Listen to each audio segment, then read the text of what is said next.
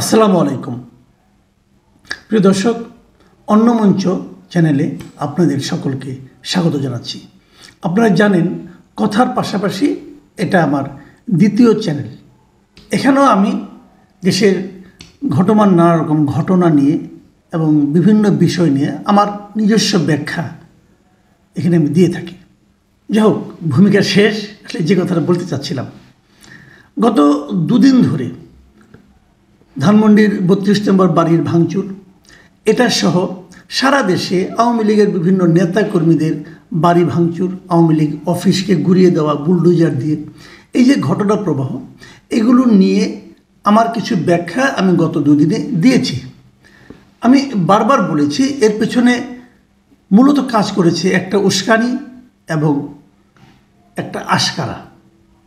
উস্কানিটা ছিল শেখ হাসিনার পক্ষ থেকে। ওনার এই মুহূর্তে ভাষণ দেওয়াটাকে আমি যথাযথ মনে করিনি। আমি মনে করি এটা বিক্ষুব্ধ জনতাকে উস্কে দিয়েছে। আর দ্বিতীয়ত যেটা মনে করেছি আমি, সেটা হলো এই যে ভাঙচুরের ঘটনাগুলো ঘটেছে, এটা রক্ষা করতে সরকার পারেনি, অথবা সরকার চেষ্টাও করেনি। বরং সরকার এক ধরনের এই সমস্ত আন্দোলনকারী যারা ছিল, বিক্ষুব্ধ জনতা ছিল যারা, তাদেরকে বরং তারা আশকারা দিয়েছে। ভাবখানা এমন, তোমরা ভেঙে ফেলো, আমরা দেখেও না দেখার ভান করব। এবং ভেঙে ফেলার পর আমরা একটা লোক দেখানো, মুখ রক্ষার মতো একটা সমালোচনা করব, একটা বিবৃতি দেব, এই আর কিছু নয়। এবং তাই হয়েছে, তারপর হয়েছে। এবং আমি এই দুটো সমালোচনা করেছিলাম যে আসলে এই কাজটা করে সরকার আন্তর্জাতিক অঙ্গনে তার ভাবমূর্তিকে উজ্জ্বল করতে পারেনি। এ নিয়ে অনেকে, আমাদের দর্শকদের অনেকে নানাভাবে কথা বলেছেন। কেউ আমাকে আওয়ামী লীগের দালাল বলেছেন, যার যার মতো বলেছেন। সেগুলো নিয়ে আমি কিছু মনে করিনি, কারণ যে যা কথা বলবেন ওনারা তো নিজস্ব রুচি দিয়ে, নিজস্ব জ্ঞান দিয়ে কথা বলবেন। তারা তো তাদের জ্ঞানের বাইরে যেতে পারবেন না। আমিও আমার জ্ঞানের বাইরে যেতে পারি না। তবে আমি সবাইকে বলি, ভাই, আমি কোনো পলিটিক্স করি না, আমি সাংবাদিকতাটা করি। আপনারাও যদি চেষ্টা করেন আমার বক্তব্যটা সেভাবে নৈর্ব্যক্তিকভাবে উপলব্ধি করেন, তাহলে ভালো হয়। কিন্তু যিনি রাজনৈতিকভাবে, যিনি কোনো রাজনৈতিক দলের সঙ্গে অনুগত, তারা তো সেটা পারবেন না, না পারারই কথা। ঠিক আছে, কোনো সমস্যা নেই। কিন্তু আজকে কি হলো? আজকে আমি আপনাদেরকে দুটো সংগঠনের আপনার এই ব্যাপারে প্রতিক্রিয়া, বিবৃতি আপনাদের আজকে জানাবো। একটা দিয়েছে আমাদের দেশের একটা সংগঠন, ট্রান্সপারেন্সি ইন্টারন্যাশনাল বাংলাদেশ, সংক্ষেপে টিআইবি। টিআইবি কিন্তু আওয়ামী লীগ আমলে পুরো সময়টা জুড়ে আওয়ামী লীগের বিভিন্ন কর্মকাণ্ডের সমালোচনা করেছেন। সেই সমালোচনাগুলো আপনাদের ভালো লেগেছে। আপনারা ভেবেছেন, বলেছেন যে আওয়ামী লীগ এগুলো অন্যায় করছে, দুর্নীতি করছে, মানবাধিকার রক্ষা করতে ব্যর্থ হচ্ছে। আপনার টিআইবি বিবৃতিকে সত্য বলে মেনেছেন। সেই টিআইবি আজকে এই ঘটনাটাকে কীভাবে মূল্যায়ন করছে? তারা বলেছে যে তারা সরকারের বিবৃতি নির্ভর নির্লিপ্ততা চায় না, তারা চায় সরকার যেন কার্যকর ভূমিকা নেয়। আমি টিআইবির কিছু কথা বলি। ওনারা দেখেন, ওনারা কী বলেছেন, আমি পত্রিকা থেকে পড়ে শোনাচ্ছি আপনাদেরকে, যে এক বিবৃতিতে টিআইবি ভাঙচুরের ঘটনাগুলোকে অস্বাভাবিক ভাঙচুর ও সহিংসতা বলে গভীর উদ্বেগ প্রকাশ করেছে। যারা এটা ভেঙেছেন তারা আসলে এক ধরনের সহিংসতা করেছেন বলে টিআইবি বলছে। এখন আবার টিআইবি ভাঙতে যায় না, কিন্তু ওটাও ঠিক হবে না, তাই না? আমাদের তো দুনিয়ার মানুষের কাছে প্রমাণ করতে হবে আমরা তো কেমন জাতি। আমরা কি প্রতিহিংসা পরায়ণ জাতি? যাই হোক, সে আলোচনায় পরে আসছি। এবং টিআইবি আর কি বলেছে, এসব ঘটনা প্রতিরোধে সরকারের ভূমিকাকে বিবৃতি নির্ভর নির্লিপ্ততা উল্লেখ করে তারা ক্ষোভ প্রকাশ করেছে। এবং আরও কিছু কথা তারা বলে, তারা কিন্তু দেখেন টিআইবি যাদের বিবৃতিতে আপনারা পড়ে দেখবেন, তাদের বিবৃতিতে আওয়ামী লীগ শাসন আমলে যে দুঃশাসন, সব কথা বলেছে। দুঃশাসন চালিয়েছে, অমুক চালিয়েছে, তাদের বিরুদ্ধে ক্ষোভ থাকাটা অস্বাভাবিক কিছু না, সেটাও বলেছে। কিন্তু তারপর বলেছে যে আইনসিদ্ধ প্রতিক্রিয়ার পথ অনুসরণ না করে দেশব্যাপী যে প্রতিশোধপ্রবণ ভাঙচুর ও সহিংসতা চলেছে তা কোনোভাবেই গ্রহণযোগ্য হতে পারে না।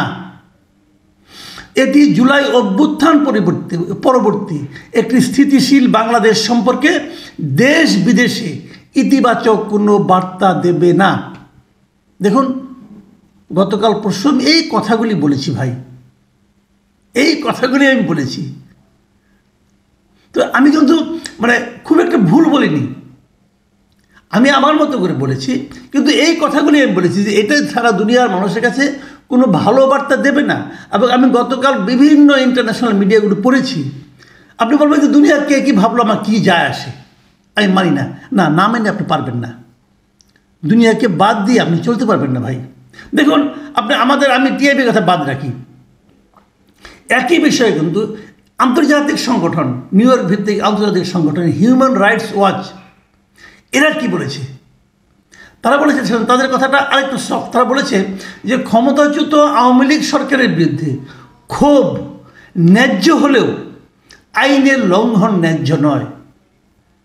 মানে যে কাজটা তারা করেছেন, ভেঙেছেন, এটা আইনের লঙ্ঘন করেছেন, এটা ন্যায্য কাজ হয়নি। এটা কিন্তু আমার কথা না, আমাকে গালাগালি করে কোনো লাভ নাই।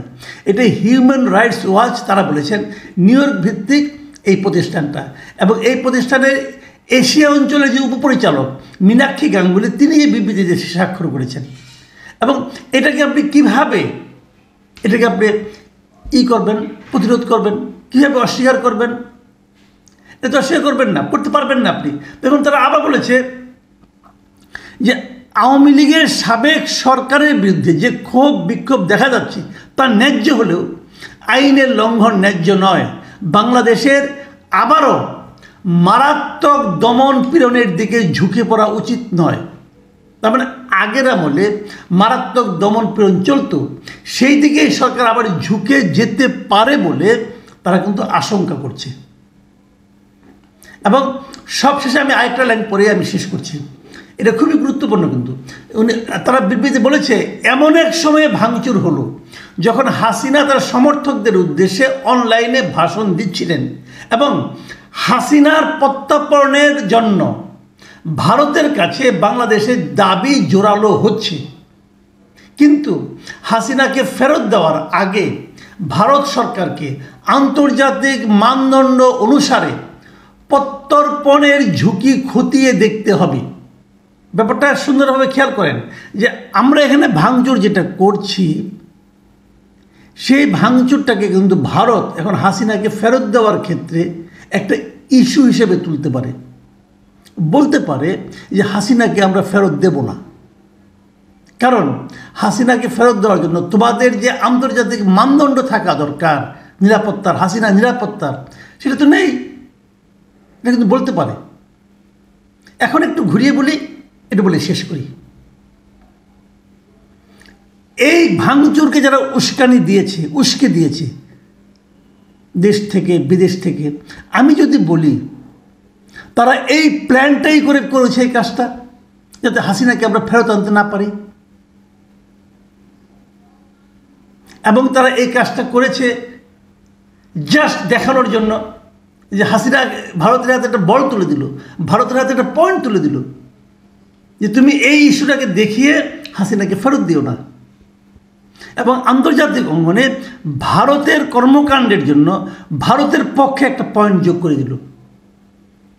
যদি আমি এই কথা বলি তাহলে তো অনেকে বলবেন, কেন ওনারা তো সারাদিন এন্টি ইন্ডিয়ান কথাবার্তা বলেন, তাহলে ওনারা কেন ভারতের পক্ষে যাবেন? আমিও এই কথাটাই বলি, ওনারা এন্টি ইন্ডিয়ান কথা বলেন ইন্ডিয়ার হাতে পয়েন্ট তুলে দেওয়ার জন্য।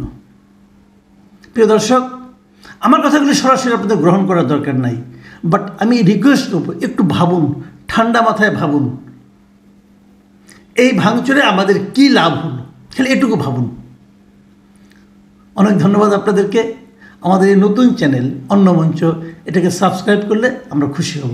ভালো থাকবেন আপনারা। আল্লাহ হাফিজ।